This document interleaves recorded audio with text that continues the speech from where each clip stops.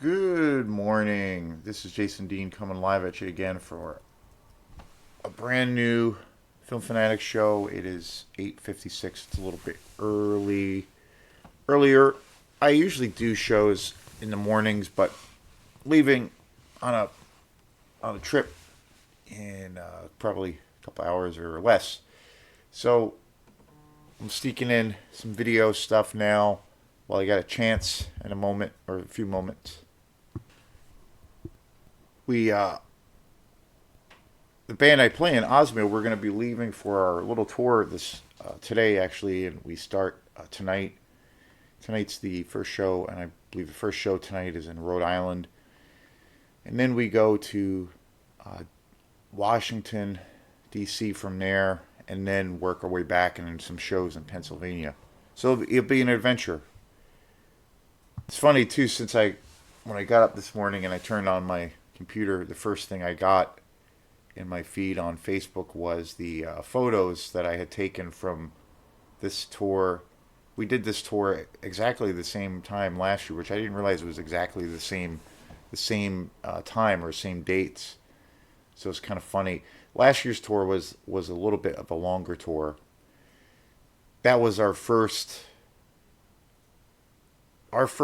really well, at least for me, my first big time going on the road. I had just started playing with them maybe a month or two before. There was a series of changes in the band and the lineup in Osmia.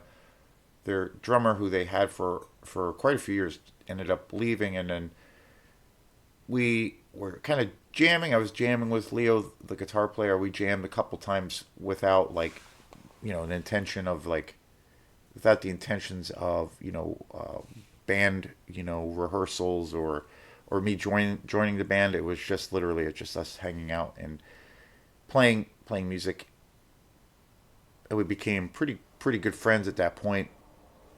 And then it was a series of circumstances where their drummer, whose name was actually Jason as well, decided to kind of leave the group. And Leo had mentioned that they were going to be doing this tour, and they were gonna, they wanted to.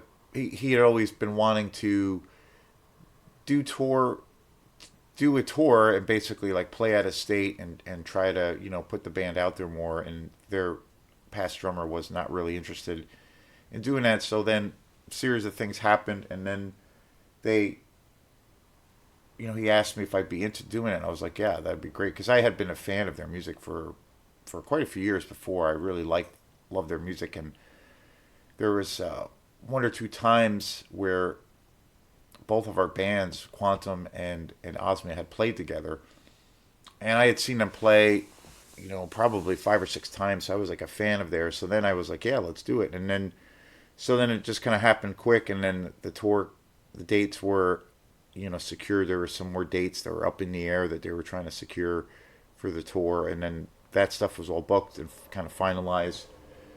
We started rehearsing shortly after that, pretty regularly, a couple times a week. And then our first show, like my first show with Osmia, was at Hey Sailor, which is a awesome venue. We've had so many great experiences playing gigs there.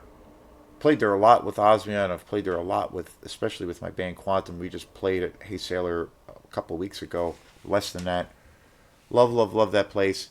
So that was like the kickoff. That was our first show, and then from there we went on the road, and it was an adventure. And I didn't know, still learning the material. I didn't know those guys too well. It was just kind of like, oh, let's just do it. So today we're gonna be doing our tour, and we'll be coming back. I think first show is tonight, and then we'll be coming back probably early Monday. The last show is on Sunday. So we did a bigger tour last summer, and then late August, or should say not summer, but technically winter time. It was exactly a year ago. And then in August of last year, we did another tour, but it was a short few days, a couple of days that we did, a few days, and that was like a weekend kind of string of shows, and that was super fun. And then in between, and since then, we've had we played a lot of gigs last year, mostly local. And we played quite a few shows at Hey Sailor and Bangor and in Rockland and Midcoast and whatnot. So yeah, so we'll see how things go. Looking forward to it. Doing the tour thing is always it's something I had not done in really a really really long time. Years and years ago, I had had some experience doing some touring. You know, smaller, somewhat bigger scale little tours. I was in a band a long time ago called the 220s, and we started to kind of go on these little mini tours where we were playing in New York and Connecticut and Vermont, doing these little road shows. And then shortly after that, my band Quantum had started playing gigs, and then we have we haven't done it in a wicked long time, but it is something that I'm thinking about trying to do again at some point. But we used to go on these little mini tours, and we were at one point playing quite a bit in New York City. We were playing in Connecticut and Massachusetts, and we started playing in Vermont, and then we started playing in Canada. And that was probably playing. We had some shows in Montreal. That was probably the best experiences I've had as far as touring, and really amazing scene, and especially Montreal, just an incredible scene. So we did that a few times, a handful of times where we did these like tours, these little mini tours. We'd go away for like a week or a few days. Super fun. Touring can be, you always hear all kinds of stories around touring, where it can be, really brutal, really hard. People get really homesick. You don't get to see your family or your wives or your girlfriend or what have you, and you just kind of miss your home. And you don't. A lot of people say, well, you don't sleep, and you don't sleep very well. It's hard to like eat well, all those things, and that it's just a grind. You got to function on very little sleep and time and all those kinds of things. And also, a big complaint that some bands have is you don't you don't make a whole lot of money. And those are all like true things. There's all these different levels of touring. There's people that do it where it's really DIY, and then you have the other people that kind of get where it's more organized, and it's maybe everything is a little bit more taken care of. And then you have the higher echelon where you have the a label where you're working for a record label, and you have you have a manager or a management team, and you have buses, and then you're doing big theaters, and then maybe arenas, all those things. So there's all these different scales of it. And in my experience when I was doing these tour scenarios, like it was overall pretty good. Some of it was really tough. Some of it was not very successful, but then there were some really great shows and a lot of fun times to be had.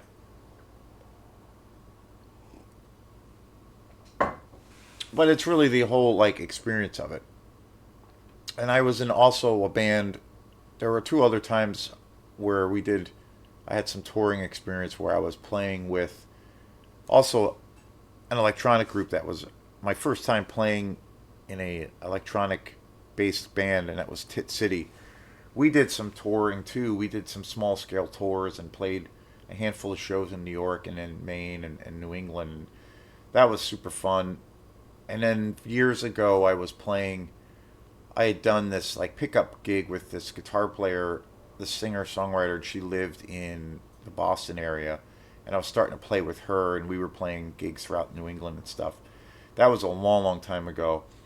And again, some of those experiences were pretty mixed. Sometimes it was, it was a grind. It was really, really hard. Not a lot of money to be made. Not a lot of sleep.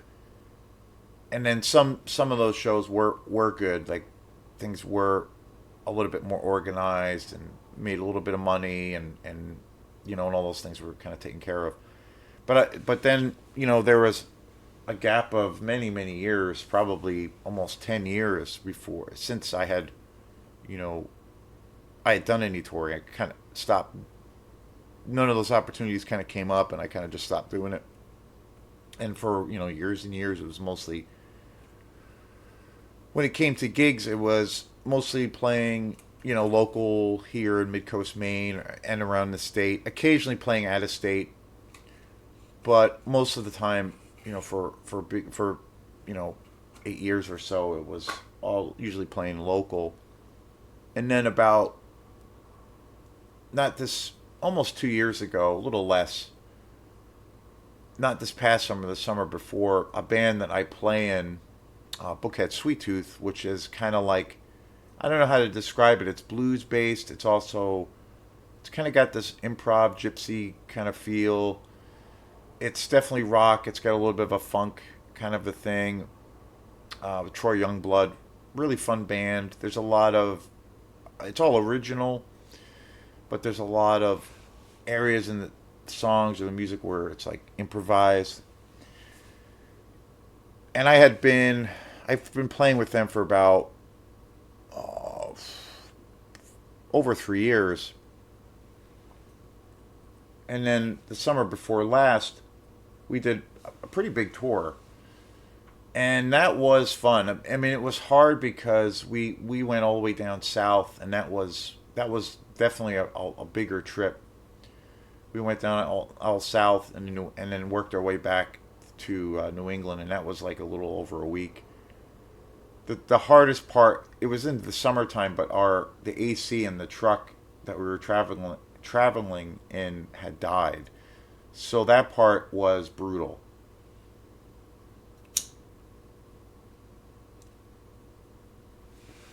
But everything else, aside from that, and it was 100 degrees every day almost. Everything else worked out really well. We made a good amount of money, and we had great places to stay, and expenses were pretty much paid for. It was great. It was a nice trade off considering how hard the actual travel was without having AC during the summer in the South. So that was tough, and it was a lot of driving. But it was overall a really great experience, and that really kind of got me interested in. Oh, okay, I hadn't done this kind of thing in a long time. I had a really good time. I kind of treated it as I really like traveling, and it had been a while since I've done it or taken really like a vacation. So part of me was like treating it. Obviously it's a lot of work, and you got to be trying to trying to do the best job you can. But then there's a lot of downtime too, and then you have time where you can kind of go sightseeing and check out that particular town or that city. Try some really good food, and all those kinds of things. Shop in some, you know, check out some cool shops and stores. So part of me like treats it like a vacation as well, because there is time to kind of enjoy it as well. When you do go on the road or travel. So it was, and these were a lot of areas that I had never really been to before. So that was fun. So part of me really does treat it like a kind of a vacation too, even though it is, you are working pretty hard. So that's kind of how I've been treating it. And then the same band did another tour last summer, which again was really good. And then it was kind of an improvement in some ways. With traveling, we had air conditioning, which was really nice. And again, things were mostly taken care of and everything. And then, so those are my first two times going on the road in many years. And then that band did it twice. And then I joined Osmia, and then we did the bigger tour last year, and then a shorter tour, and then we're leaving today for the next tour. So yeah, it's exciting. It's nice to change things up. It's a challenge, and it's nice to think, that these are original based music projects, and it's nice to like take your original material and really test it out and to see how things go in a totally different market. And not always being in a place of where you're seeing the same people, and you could reach a different audience. One of the things, kind of the thing I enjoy the most about with Osmia, when I toured with Bouquet Sweet Tooth, it was mostly us just playing the shows. There were a couple of venues that we played at where there were other bands. Particularly, we had a string of shows in New York, and some of those shows were really fun to be exposed to a lot of great music. With Osmia, it's always we're always on the bill with a bunch of other bands. That's how it's kind of always been, and we play short sets. But there's all these cool bands, and the coolest thing is just the amount of bands and people I've met and have continued to meet, and just being a fan of music. That's been the coolest part. Like just discovering all these wicked cool bands. So yeah, it's that part of it is probably the thing I love about it the most. So I won't be getting a chance to do any videos for Film Fanatic for until next week. So this will be the last one. I think I'll finish this today and then post it, and then that will be a little. There'll be a little bit of a break. There's still plenty of videos. I upload a shit ton of videos, probably too many. So anyway, yeah, excited for that. And again, we got to thank all the folks who've been leaving comments on the videos, and also got a pretty cool amount of new subscribers over the last few weeks. So it's been a blast, and thanks again for everyone showing their continued support for this weird little thing that I do here at Film Fanatic. I love doing it. I'm always trying to learn more about kind of the whole process, always thinking of new ideas. Trying to get back to, and I'm slowly getting there, trying to get back to doing more interview videos. I really, really enjoy doing that. And it's been a really long time since I've done any interview shows. So that is something that is going to be happening at some point. I have one bigger video that or interview segment that I'm kind of in the process right now of organizing. That probably won't happen for a little while, and then I want to do some more. The hardest part, obviously, is scheduling. That's been my hardest time with trying to organize times and a place to do the video interviews. Sometimes the other thing that sometimes has been a factor is where I live here in Mid-Coast, Maine. My internet is not always dependable, and that can be a little bit troublesome. So I've had experiences of where I've done, phone interviews, which is easy to do. Also trying to do Skype interviews, and then most of the videos, a good amount of the videos that I have done as far as interviews have been like in person, where that particular guest will come here to my house, and we'll set up in my studio, and we'll do a one-on-one interview, or I'll go to their house. I kind of like that a little bit more, where it's because it feels a little more personal. So there'll be more things at some point. And again, it's been a long time since I've done any interviews. It's probably been, it's got to be closing in on a year since I have had throughout the channel. There are quite a few videos where they are interview segments, and there's some that were really fun. Probably the first. I've had this channel for probably about 5 or 6 years. I've had it for a long time, but it wasn't until about 2 or 3 years ago that I got going with making this channel a regular thing and trying to put out content. And I kind of switched up a lot of things that I was doing before, before I got into the whole YouTube thing. I was doing, I had a Facebook page, Film Fanatic, and then also an Instagram page. And then I was starting to do these live videos on Facebook. That's what kind of got me started, getting my feet a little wet as far as doing video stuff. But Facebook and Instagram's really weird. There's like all these weird algorithms. Like it's hard to get followers anyway, and to try to like get, you want to try to get that algorithm thing going and get, people maybe interested. And that's always a challenge to get that. But you just got to keep it steady, and you try to learn about how to do that. As far as, a big thing that I've learned is using lots of like hashtags, and then also trying to network with other people doing the same kind of work, which I'm slowly trying to do more, because I'm always inspired by lots of YouTube folks. That's something I've been slowly trying to do a little bit more. I'm not always good at doing that, but I'm trying to do that a little bit more. And then I just my the hardest thing that had happened was my Instagram page, which was also a full on movie page, and I also did live videos on that for a while. That page had gotten hacked, and I had to restart the whole thing, and that was a pretty big bummer.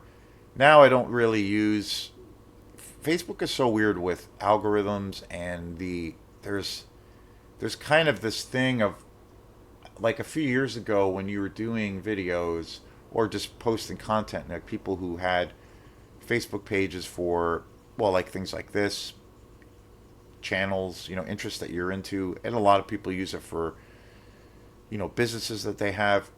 There was a time where, if you're posting things and you're sending invites to people to check out your channel and all those things, you kind of had an unlimited amount of access to people that way. You could get a lot of things going, and a lot of people to, or at least put your page or your business page out there to get exposure for potential people that are interested in what you're doing, or interested in maybe the product that you're selling.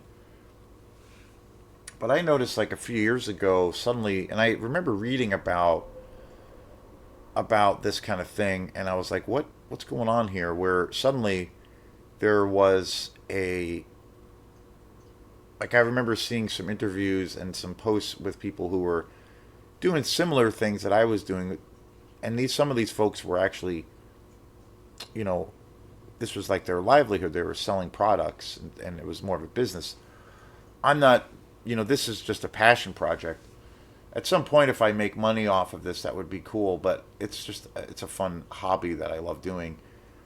But people who were actually making money off it were talking about, there was this shift on Facebook, or with Facebook, where suddenly even people that were technically following you could not see your content. There was like this weird thing where there was a cap, some kind of weird cap or clause that was put on Facebook as far as like how many people you could reach.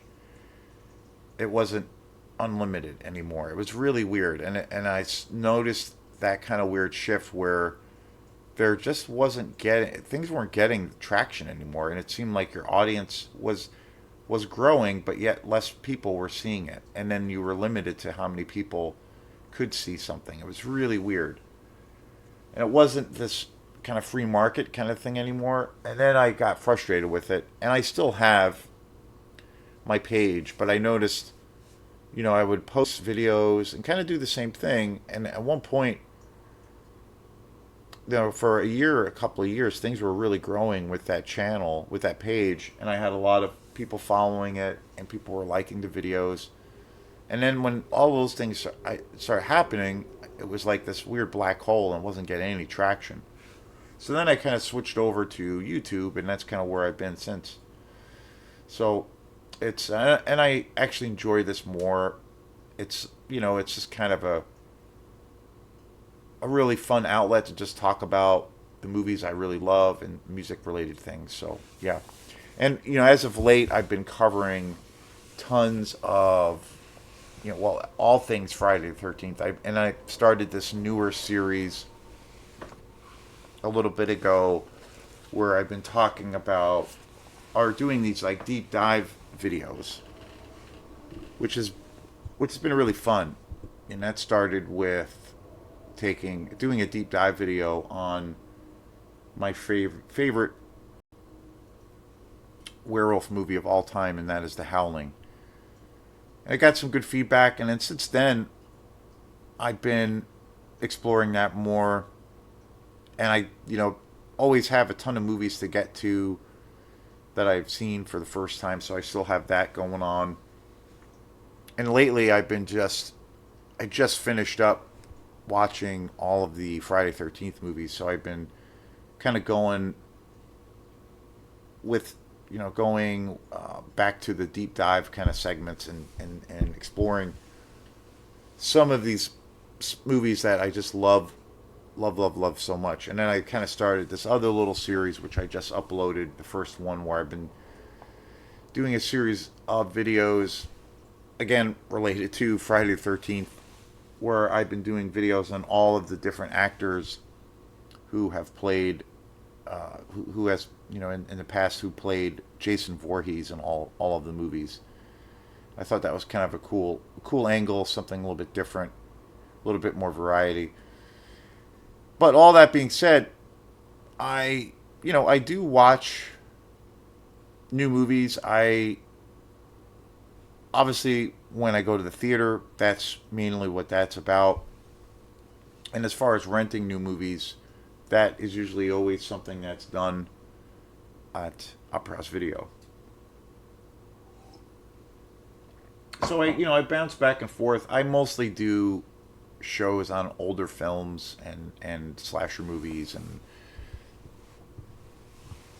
exploitation movies, but I love all kinds of styles. I do try to stay pretty contemporary and check out a lot of new things that I know that are coming out, movies that I hear about in passing. A lot of there's a handful of YouTube people that I watch pretty regularly, and some of them really kind of concentrate on, contemporary films, horror films, what have you. But I try to stay up on what's coming out all the time. And it's obviously, when I go to the movies, I'm seeing all newer films.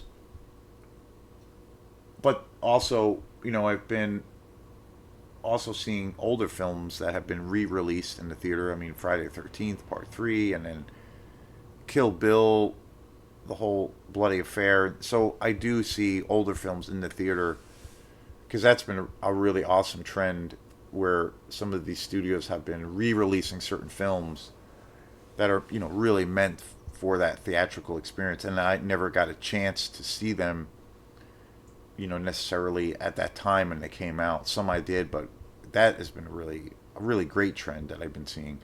So, and then today's show is going to be on a very new movie that just came out on DVD, and I'd heard some really good things about this movie, and that is Roof Man. And it's based on a true story that is really, really hard to believe that it's a true story. It's a pretty wild story. It was directed by Derek Cianfrance. Really great cast. Channing Tatum, who I'm actually a really big fan of. Kristen Dunst is in this film. Also, Peter Dinklage, which I did not realize he was in this film, and also, which I was really surprised, Ben Mendelsohn was also in this film. And I saw this movie, I watched it last night over my folks, and it's a brand new movie. I remember it was in the theater. Technically, it came out in 2025, I believe. Yeah, 2025. Kind of came out late last year. I remember it was in the theaters. I heard mostly good things about it, and that this story was really just kind of bonkers crazy. It's based on a true story. It's got really good elements of comedy. It's a drama. It does have some serious, kind of heavier things that it does deal with. Pretty interesting movie. So I'm going to be talking about Roofman today. So this film, again, really, again, sometimes true life is stranger than fiction. And the story behind this movie is pretty wild. Channing Tatum is the star, and Kristen Dunst is in this film. Channing Tatum's character plays Jeffrey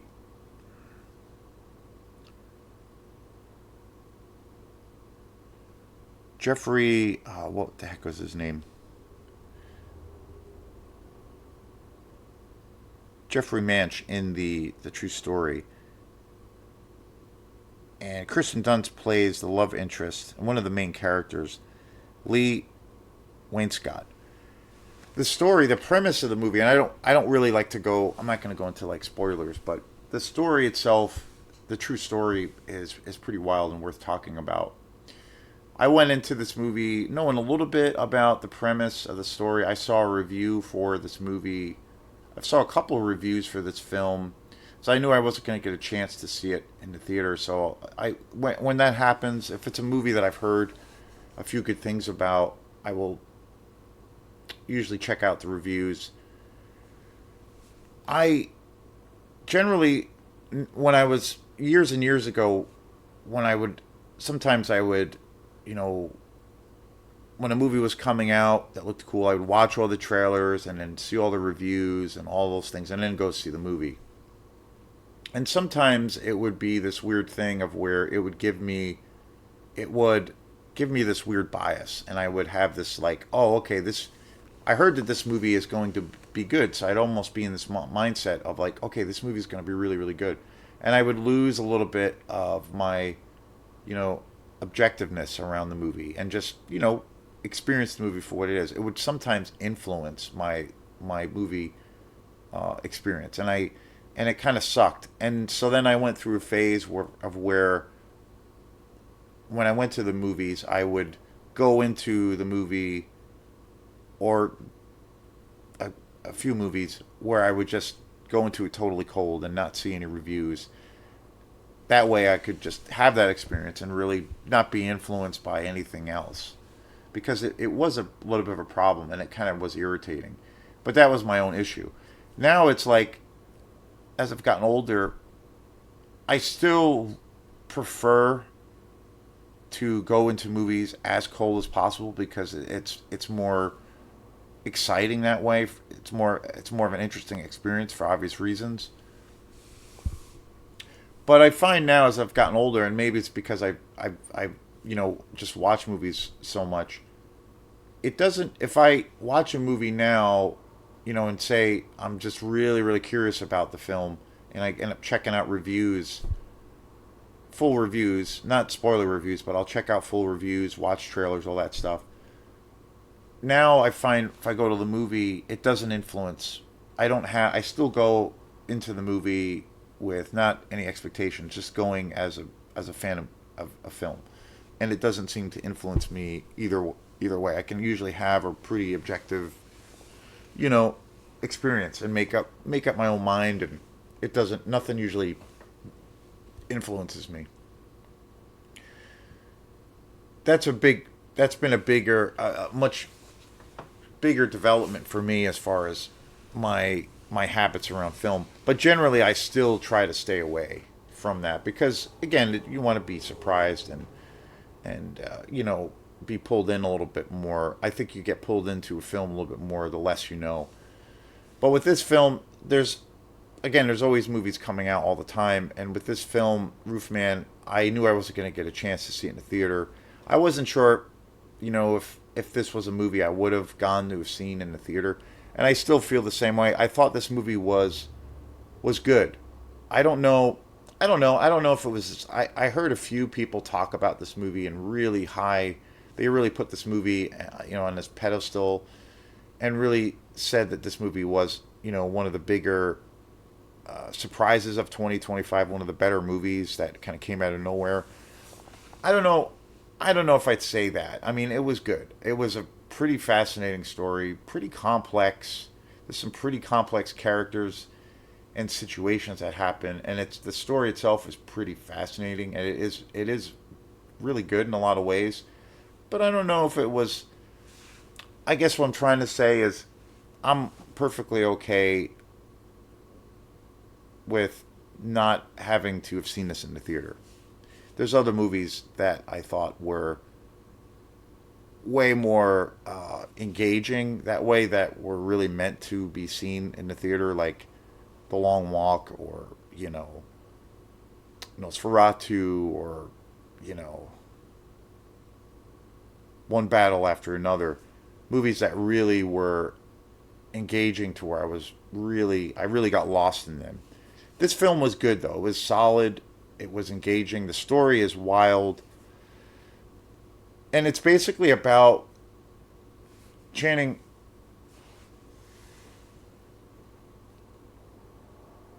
Channing Tatum plays this character who essentially is this guy who's a robber, and he like he does these robberies where he basically breaks into these McDonald's through the roof. He climbs up on all of these McDonald's locations, these various restaurants, and breaks in and robs each of these restaurants. But he also he robbed numerous McDonald's, but he was also known as being this like incredibly nice guy. He was never violent. He never hurt anyone.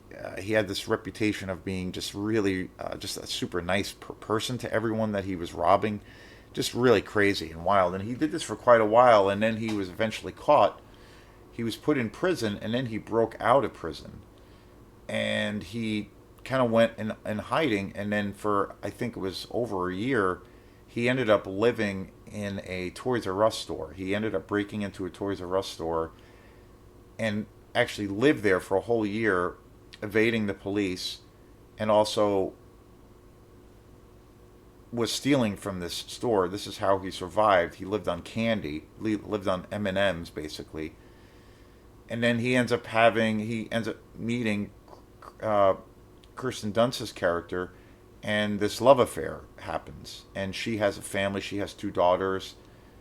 She is an active member in the local church, and the film moves into where it becomes a love story between the two of them and all the complexities. And before Channing Tatum's character decides to kind of dedicate his life to crime, he's a very desperate person. He's a war veteran, highly intelligent, and he's in this desperate state. He has a family. His wife has left him. He cannot, ever since he comes back from his military, gets out of his military service, he can't really find a niche. He can't find work. He can't really get things going, and he's really struggling. And so he ends up turning to this life of crime.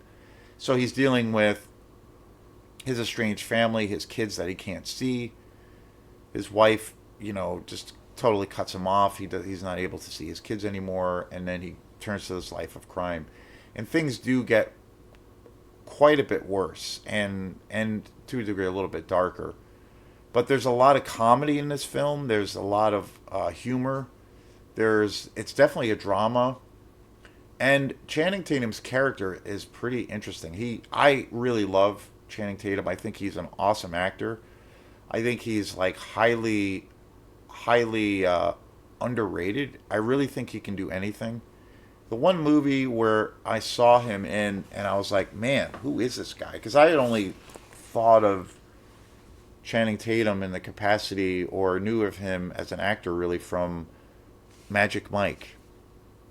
So I always thought, well, Channing Tatum, he's like kind of this, newer, younger guy, pretty boy Hollywood actor who is just, he's selling products and movies based on his ripped physique and his good looks.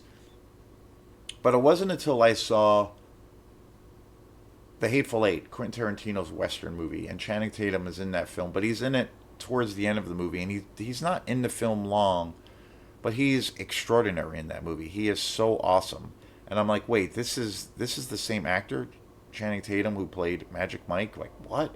I couldn't believe it. And ever since that movie, or his role in The Hateful Eight, I was just like, this guy has got some serious chops, because I didn't recognize him at all. super, super surprised. And ever since that movie, I have definitely paid attention to his career. I mean, and another movie he was in fairly recently, which is a really awesome movie, is Blink Twice, which came out in 2024. Killer movie. Highly recommended. He was also in Deadpool versus Wolverine. I mean, he's been in some great movies. And I started to really become a big fan of his, realizing, man, this guy, he's got some chops, a lot of diversity.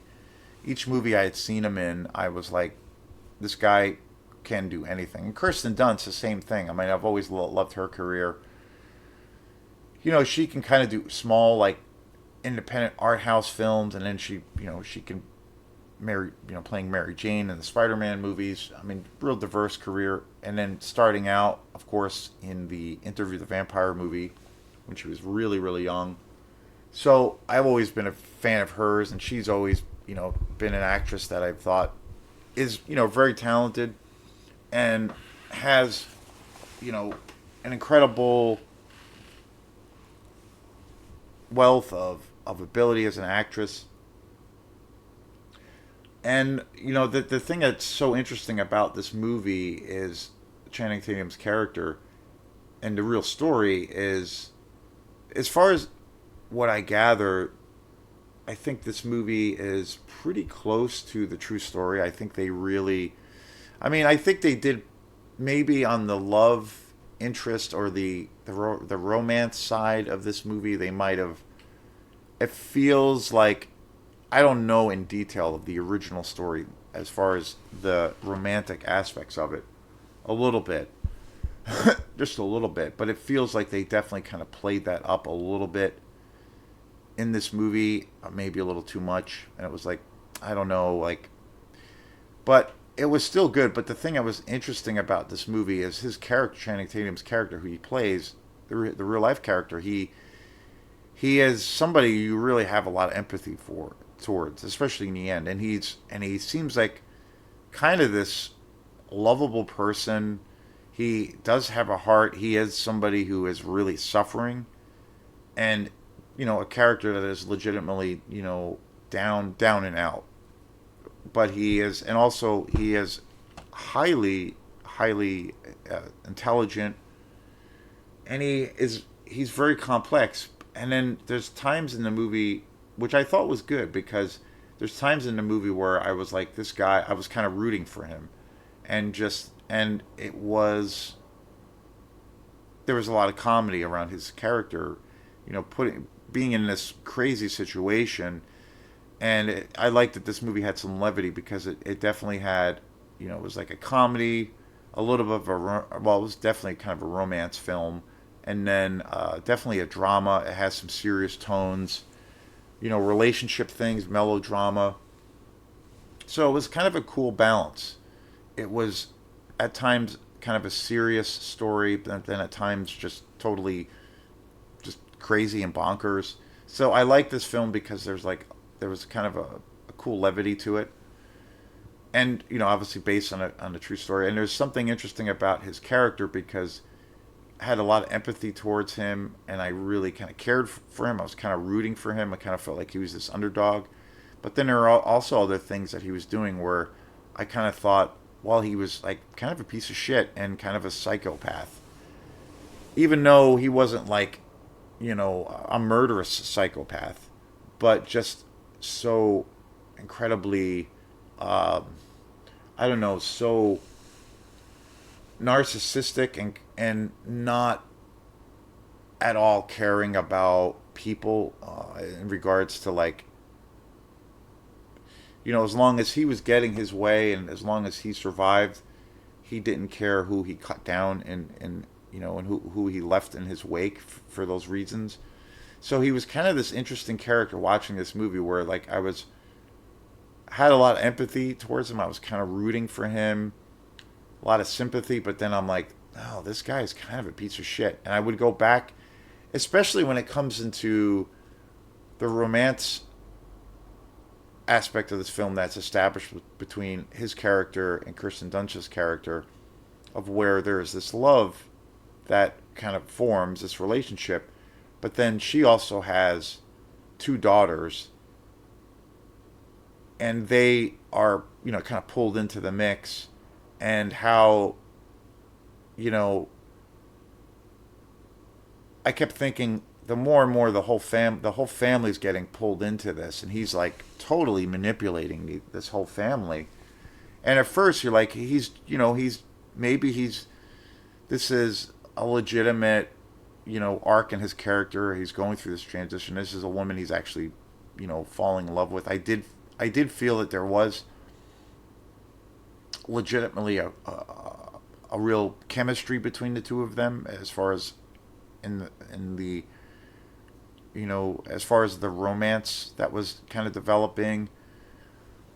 Because this movie, you could say, is kind of a romantic comedy, but dysfunctional. It gives it a little bit of a black comedy vibe, I think, too. But there was a lot of chemistry between the two of them. But as that's developing, and you see that Channing Tatum's character, like, he is really, at the end of the day, it's all about him and his, whatever he can do to survive, without, whatever he can do to prevent, himself from going to prison again.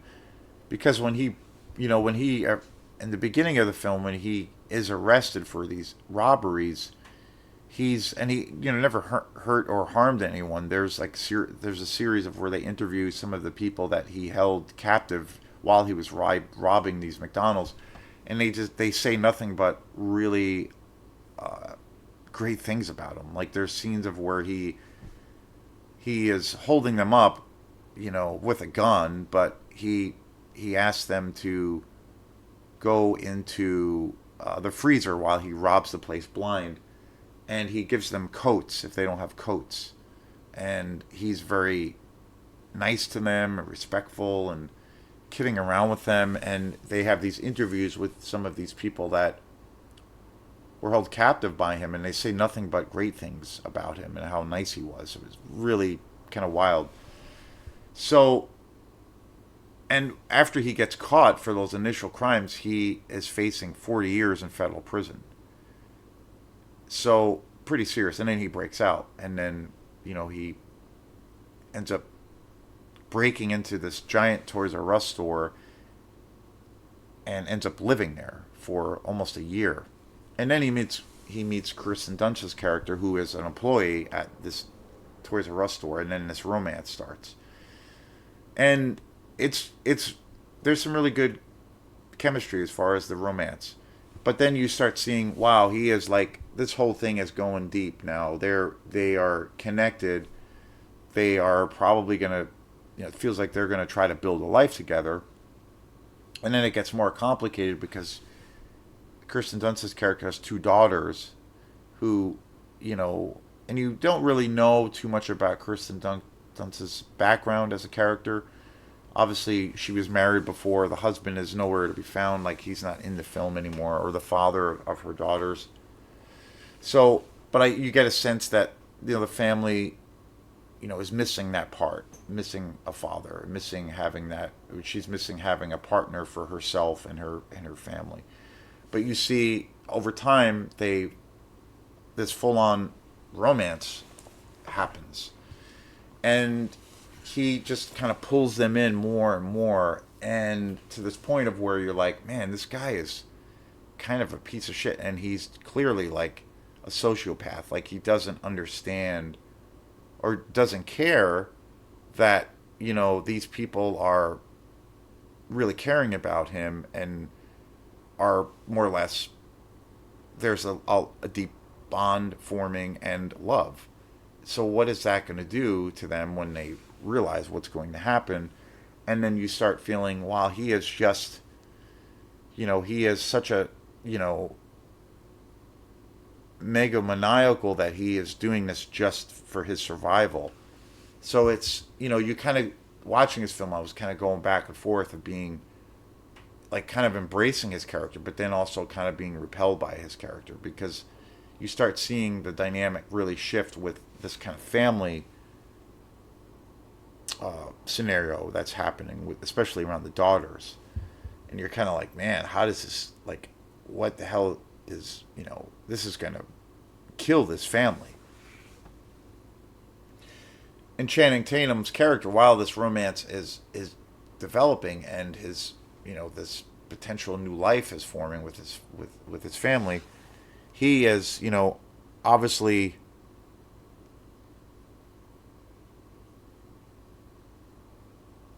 he is obviously going in deep, but then realizing he is a wanted criminal and a fugitive, he cannot, he can't stay in this particular area anymore. So he has some criminal connections in the kind of the underground, and he is, while this romance is happening, he is trying to figure out a plan on how to basically escape the country with a fake passport and ID, and go to a country where the United States doesn't have any jurisdiction, and he can live a free man, more or less. So it's just crazy. So he's like developing, as the romance is developing, and this whole all this big relationship, family relationship is developing. He is making plans to get out of the country. So that's happening too. So it's like three layers going on, and so it's pretty interesting. But I thought the movie was well directed. The cast was really good. One of the things I really loved about this movie, who I've always been a big fan of as an actor, was Peter Dinklage, who he's really awesome in this movie. He plays essentially the manager of this Toys R Us store, and he's a really great character. He's such a great actor. I've always loved Peter Dinklage, but he plays such a different kind of a role, and I really think he is kind of one of the best actors around. I mean, he plays such a different kind of a character. You don't even recognize that it's Peter Dinklage. Really cool. I love. He's probably my favorite character in the whole movie. Real interesting. You know, character arcs. He kind of comes across as kind of an asshole, kind of a bastard to his employees, really cold.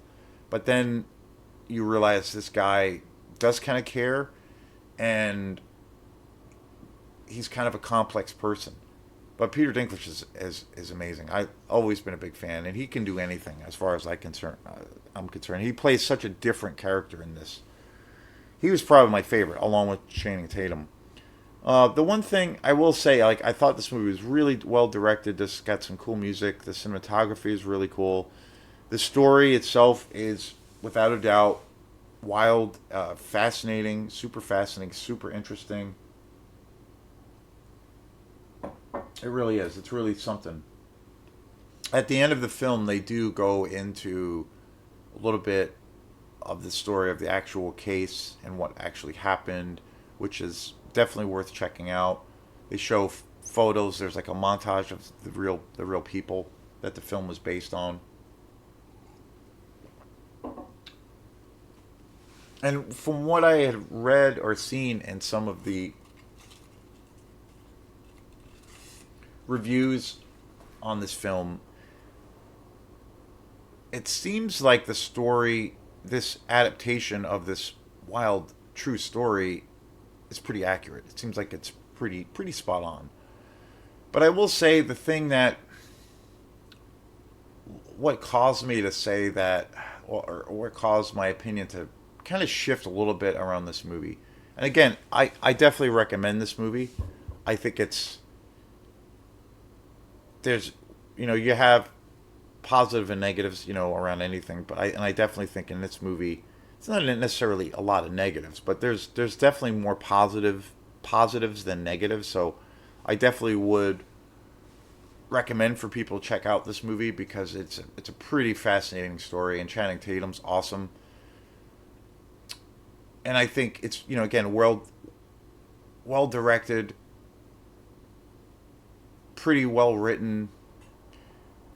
It's got a lot of interesting dynamics in it. Again, with some of these characters being pretty complex, and how emotionally how you feel in relation to I always find it interesting when you're fascinated by a character who is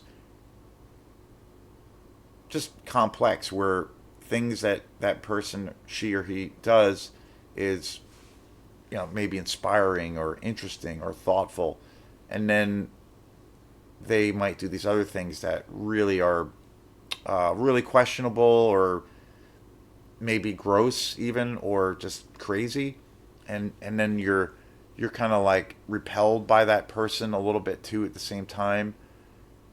And then you have stories out there, or movies where maybe the writing isn't that good, and they're just a face in the crowd. You don't really have, it doesn't strike a chord with you, and you don't really care for those characters. You don't care if they, what happens to them on their journey. This movie, the writing is good enough to where you definitely do care about the, where the story is going to go, and these characters, and especially knowing in the back of your mind that it's a true story, so it makes it a little bit more riveting. And from like what I said before, I do believe that this is pretty accurate as far as the actual true story of this crazy story.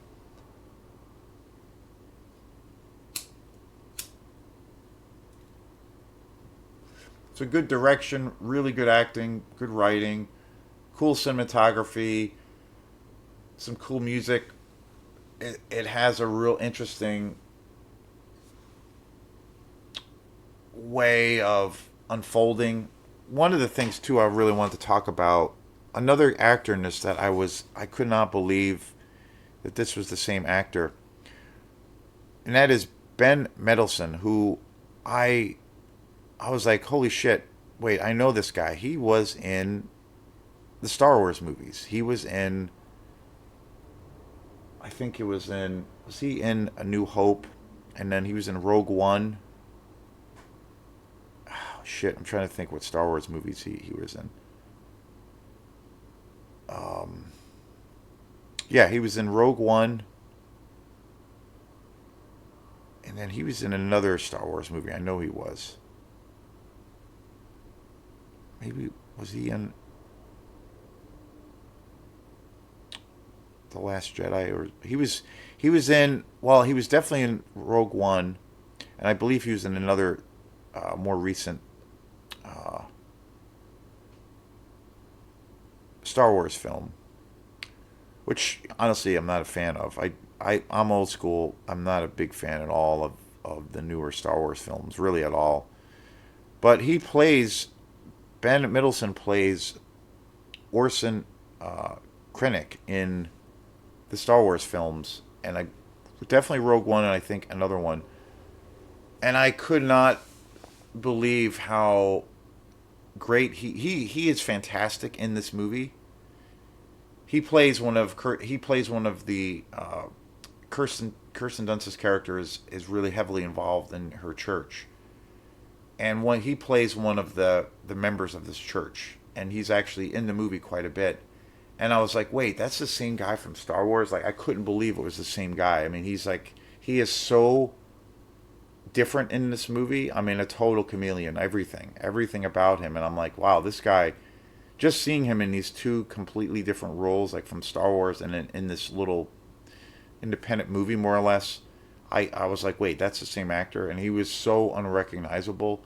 Everything about him, his haircut, his like mannerisms, his style of speech, it was super fascinating. He was one of my favorite characters in this movie. But I will say the thing again, I heard a lot of good things about this movie for the most part. But I will say, I thought the romance part of the film was um,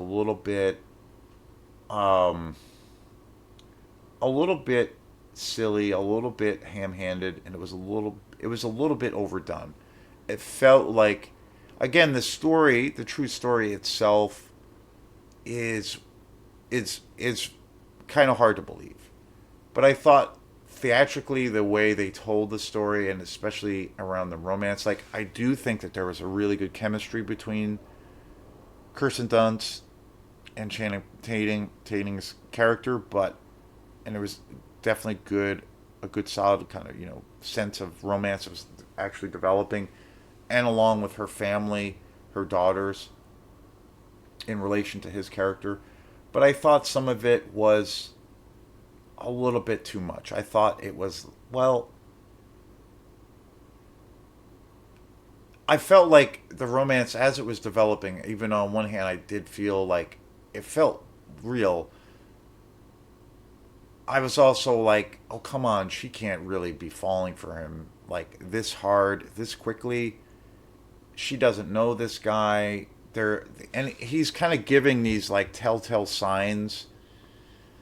Like he's basically going when he's there's all these scenes of where he's like going to see her and he is like he's robbing all of this money from the store, so he's like, he's got all this cash and he's like buying all of these gifts and he's like basically moving in with them to the with the family and he's like buying the kids all of these gifts and trying to like basically bribe them to like him, and he's like just showering them with gifts, and he does it throughout the whole movie, and it happens so early on, and I'm kind of like, how would she just not, in a real situation, how would she not want to like, you know, put the brakes on a little bit, or just be and or just think something's going, just at one point think, man, something else is going on here. Like I don't really get what's going on. This seems a little bit.